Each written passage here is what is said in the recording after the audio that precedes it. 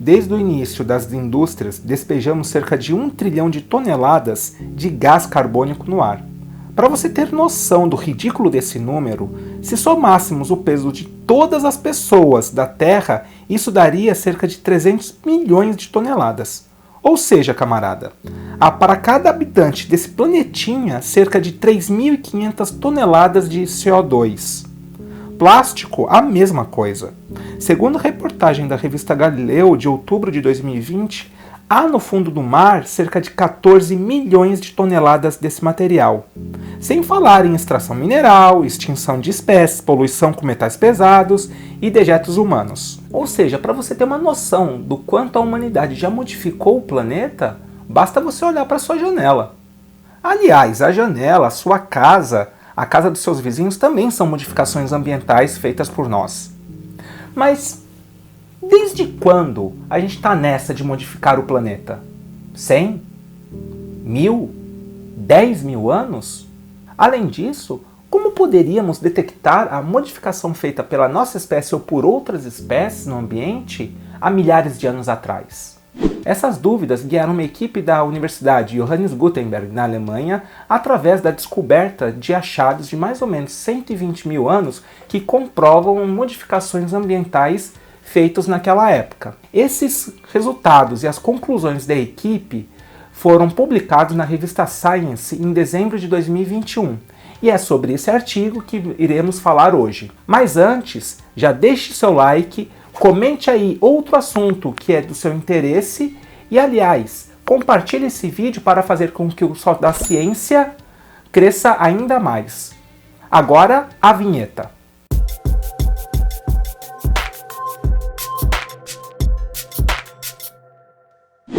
Olá pessoas, sejam bem-vindos a mais um vídeo aqui no canal Só da Ciência. Eu me chamo Igor Rapp, sou professor e biólogo, e hoje vamos falar sobre modificações ambientais feitas há milhares de anos atrás. Bem, compreender quando e como os humanos começaram a modificar o ambiente talvez nos ajude a compreender quais são os impactos da nossa sociedade para o meio e para o nosso futuro. Sabemos que em pequena escala outros seres vivos, como bactérias, fungos, plantas e outros animais, também fazem modificações ambientais, e esses processos ajudam na sobrevivência deles. Ou você acha que o fungo Penicillium faz penicilina para tratar as nossas doenças? Na verdade, esse poderoso antibiótico é produzido por ele para diminuir a concorrência e a competição no meio em que ele vive. E é como eu disse, nenhuma dessas modificações ambientais promovida por outros seres vivos chega aos pés do que já fizemos na natureza. As modificações que nós já promovemos no planeta Terra são tão grandes que eu tenho certeza que daqui 120 mil anos os nossos descendentes terão um monte de sinais da nossa vivência aqui. Polímeros orgânicos no solo, um monte de CO2 na atmosfera, algumas espécies simplesmente desaparecendo do registro fóssil.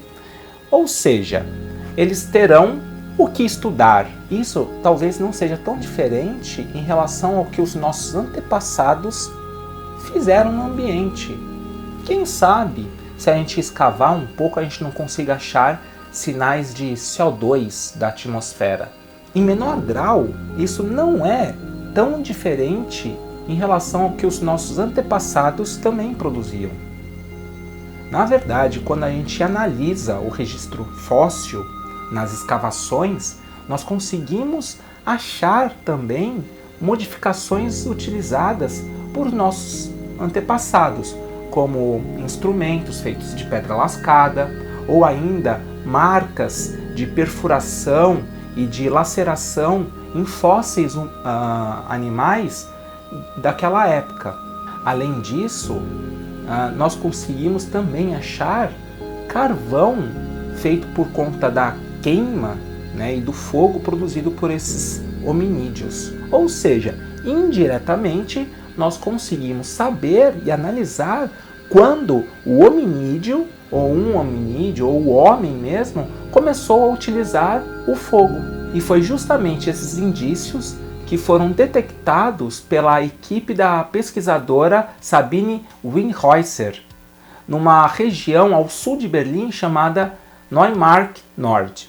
Esses indícios já tinham sido descobertos há anos atrás, tanto que em estudos anteriores já foram feitas as datações com carbono 14. Quando foi feitas as datações, mostrou a idade aproximada de 120 mil anos, tanto para os artefatos quanto para as principais locações de escavação.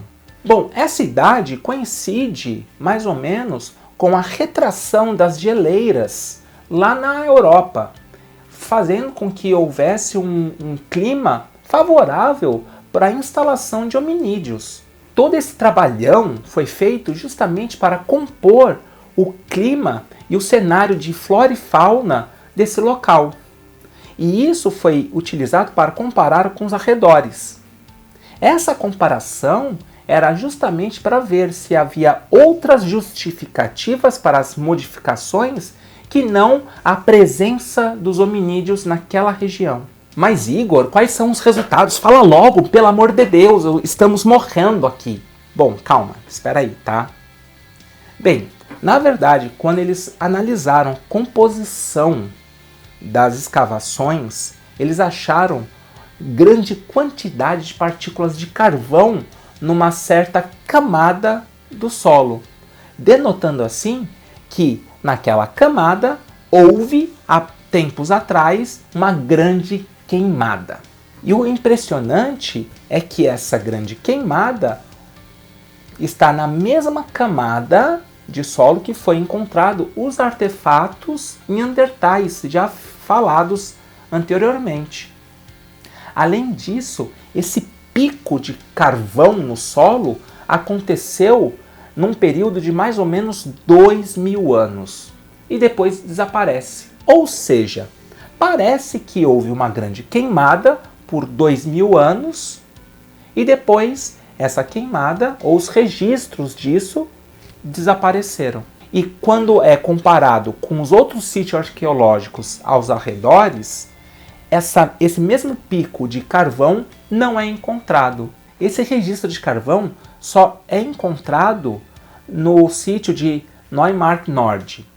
Aos arredores não há nenhum registro ou pico da quantidade de carvão no solo. Isso quer dizer que essa queimada foi concentrada somente nesse sítio.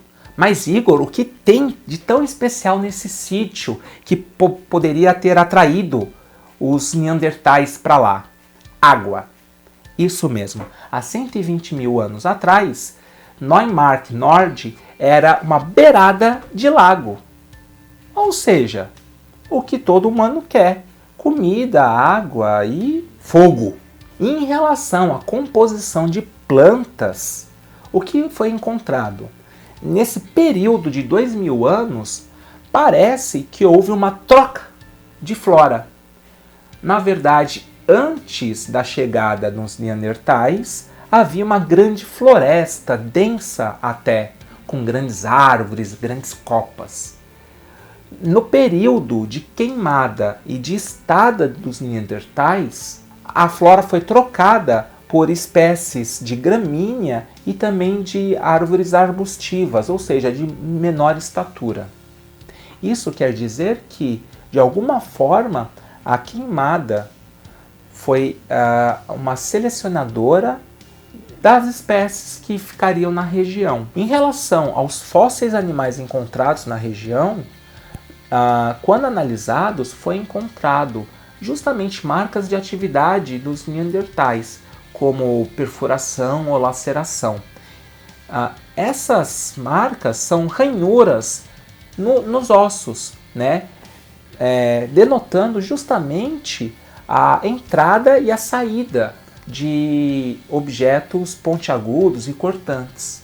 Esses fósseis geralmente eram de grandes herbívoros, como elefantes e rinocerontes. Sim, há 120 mil anos atrás, havia rinocerontes e elefantes na Europa. Mas voltando à questão das queimadas, dos incêndios, quem seria o causador disso? Bem, na verdade, não dá para bater o martelo em relação ao causador. Aqui há duas hipóteses. Ou é algo ambiental, ou é algo promovido pelos neandertais daquela região. Bem, e é justamente a comparação com os sítios arqueológicos nos arredores é que faz com que a gente tenha um certo grau de certeza na nossa conclusão. Ou melhor, na conclusão do estudo. Quando a equipe analisou a composição dos solos, tanto do Neumark Nord quanto dos sítios arqueológicos em volta, eles viram que havia indícios fortíssimos para concluir que não havia nenhuma alteração climática em relação ao Neumark Nord. Ou seja, o clima era estável entre os sítios. Isso quer dizer que provavelmente os incêndios não eram provocados por uma alteração climática ou uma estiagem muito pronunciada naquela época, reforçando assim a hipótese de que os incêndios eram causados principalmente pela espécie Homo neanderthalensis que chegou naquela região. Isso quer dizer que sim, esse provavelmente seja o primeiro indício de modificação ambiental feita por um hominídeo há 120 mil anos atrás. Senhores, tanto os homens como outros hominídeos fazem modificações ambientais há muito tempo aqui nessa terrinha. Mesmo sendo indícios fortíssimos de modificação ambiental feitos por neandertais há mais ou menos 120 mil anos atrás, a gente não pode bater o martelo e dar como certo isso. Na verdade, gente, a ciência não funciona assim. A gente precisa achar outros indícios que corroborem com essa teoria, essa hipótese. E que indícios seriam esses? Justamente os mesmos indícios de queimadas, grandes quantidades de carvão num pequeno espaço de tempo, mas achados em outros continentes, como a Ásia ou ainda o norte da África, onde os neandertais estavam sediados. Sem essa comprovação, esses indícios na Europa, na Alemanha, feitas pela equipe da professora Sabine, ainda são o primeiro passo, né, para que a gente tenha certeza dessas modificações ambientais. Até que se tenha outros fortes indícios dessas modificações ambientais feitas por neandertais, é legal ficar imaginando que talvez o Homo sapiens não seja a única espécie de hominídeo que consiga fazer isso.